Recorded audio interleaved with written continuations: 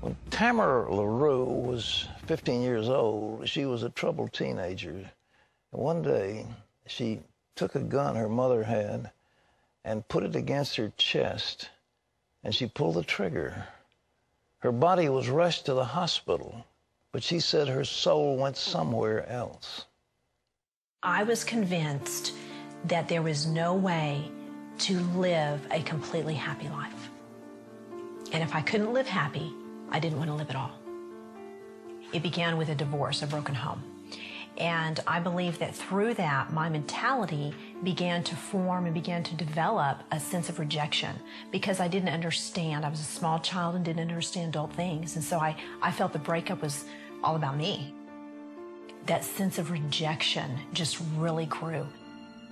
I began to perceive myself as a burden to other people. And so I would take little bitty comments that were relatively insignificant. I would make it into a really big deal. Those little seeds in my life, I began meditating on over and over. And as I grew, the rejection began to grow. What is wrong with me? And so I believe that the only answer for me was to end my life. I walked to my mother's room thinking I don't want anyone to see me because I'm so determined to end my life, to end the void, to end the suffering, to end the loneliness, that nothing was going to stop me. I began crying out and I began screaming out to God, God, forgive me. And the gun went off.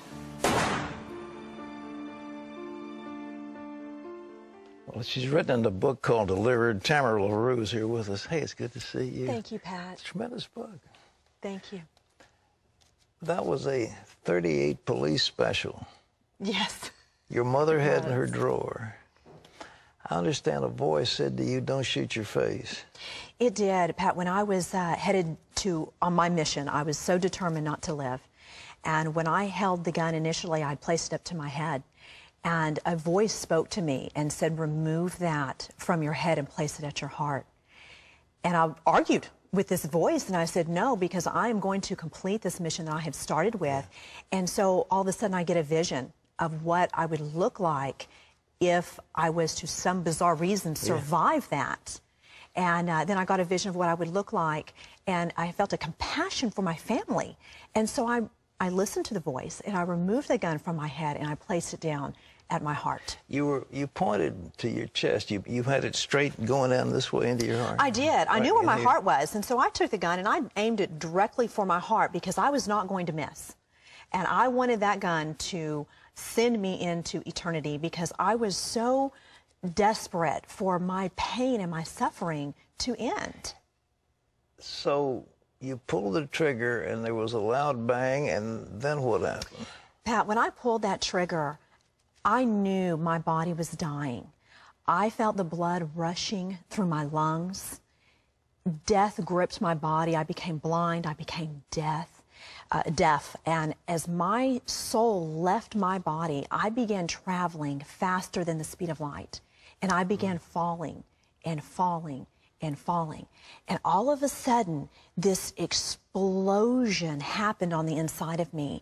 It was as if there was like a sulfuric type acid burn that consumed me in every way. It was so hideous and terrifying. There are no words to describe the level of pain and the type of burn that I was experiencing. What was it? It was hell, Pat. It was what the Bible describes as hell. It was the fire of hell. And when I looked around, not only was I in a place of death, but I now had become death. I was no longer in a place where there was peace. I was in a place of total torment. Were you terrified? I had become fear. Oh, you've become fear. I had become a being of fear. You know, the Bible describes that death is the absence of God. Yeah, yeah. And so in the absence of God, in the absence of anything good, your soul actually transforms into a being of fear, which is the opposite of love. So my being, my person turned into a being of fear, a being of pain, a being in total isolation. There wasn't anybody else around you. Pat, I could look out and I could see thousands, millions of people that were all around me, but I was unable to communicate with them. Was it like a lake? Was it molten? It was like I don't know that it was like a lake. There was it's hard to describe. I guess you could say it was like, it was a huge sea of people. Yes, and there were many, many chambers that were all around me. And all of the people that were there were in the same formless being, screaming out in agony, in total terror, in a hideous scream. Then there was no end to it, Pat. There are no words to describe how horrific this was. They were screaming in agony. They were screaming in agony, and because they had become total beings of death. And that's hard for the physical mind to understand those things. But when I would look at it, I remember looking at an individual, particularly, and they were as close to me as you are. And when I saw them, Pat, I knew everything about them.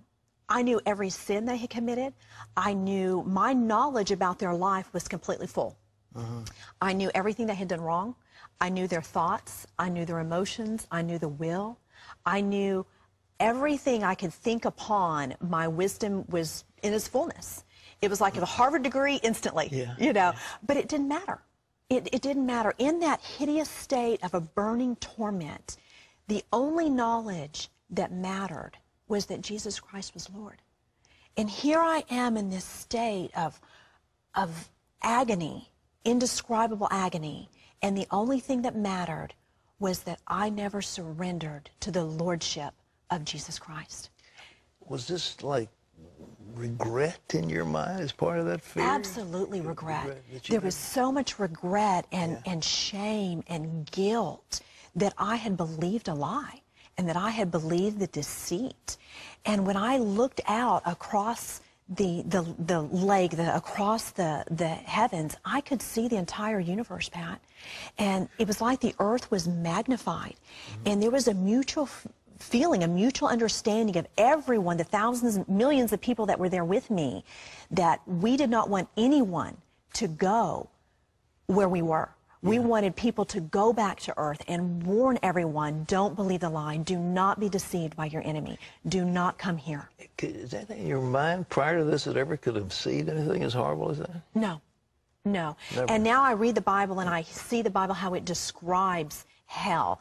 And I look at my experience, and there are no words to describe what I experienced, Pat. Was there any end to it for these people? No, there was no end. No end? No end. And you could look across the Gulf Expanse, and you could see heaven. You could see the peace, the joy, the love, the wholeness. And you knew you were never going to experience that, because time does not exist in eternity. Time does not exist at all.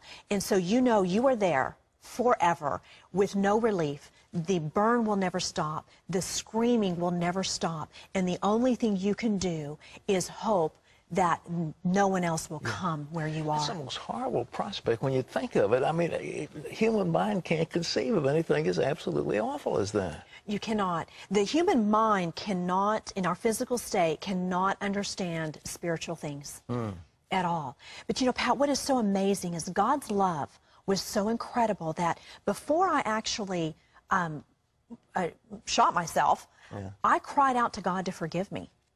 And in that cry of desperation of forgiveness, God heard me. And he is so faithful to his word and to his promise that in my screaming and in my agony and in the revelation of what I experienced, God came down from heaven. And this hand scooped me up, Pat, and picked me up. And I realized I was not in hell because I shot myself. Because no act can take you to hell as if no act can take you to heaven. We are saved by faith. And so I realized that I wasn't there by my actions. I was there because I didn't receive Jesus as my Lord.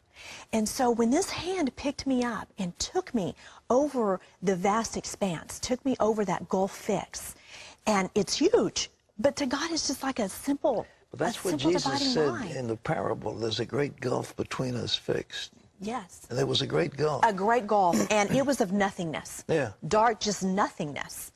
And when I went over that, and I entered into God's presence, Yeah.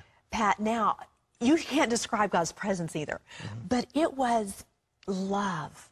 And I had now left a place of death and torment and darkness. And now I had entered into a place of love and light.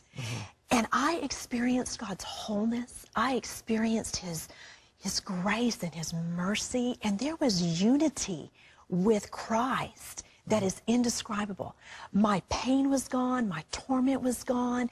And I was in this presence of total wholeness. And you could see the lights, the beauty of the stones and the lights reflecting in heaven. And the very sight of them was rejuvenating and just energizing. And they it was were communicating magnificent. with each other. The people were talking. Oh yes, they were all communicating. However, I was restricted.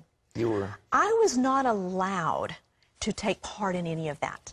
Although I knew that was going on and although I saw those things, I was not allowed to take part of that or to see many things in detail. There was many things understood, and the knowledge was free and wisdom was free. And so as I traveled over the heavens and I was cleansed of my sin, and I came back, and you know, there are, in the spiritual world, you're not confined to the restrictions of the physical world.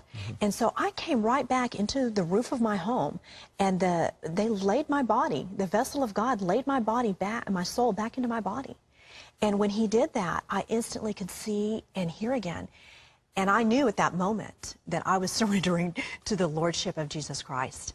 And I knew that whatever I was facing, the stigma of suicide, the stigma of everything that I had to face, was going to be okay. Would you come back in? Was it an operating room? You came back into your home? No, I came back into my home. You did? I came back into my home because when I had gone in there, I was isolated. Nobody knew that I had gone in there alone. So I don't know how long exactly I was out of my body, but when I had come back, that was when I had called for my mother to come and help me, and that was when she called the ambulance. But when the ambulance got there, they even asked my mom, "Are you going to even bother to take her to the emergency room?" Because I was gray. I had the pallor of death on me, and they thought that I was fading into death, but what they didn't realize is I had already been dead and had just come back. And so within a matter of a few hours, Pat, I had gone from, "Are you going to bother to take her to the hospital?" They did their work on me in the emergency room. Then they took me into ICU. And by the time they got me to ICU, they're like, "There's nothing wrong with her." And they put me into a regular room. My recovery was just miraculous. Well, did you hit the heart? I mean, did your bullet hit the heart? I missed my heart by less than 1/4 of an inch. And I understand with a .38 caliber gun that should have just shattered my heart completely. Well, according to your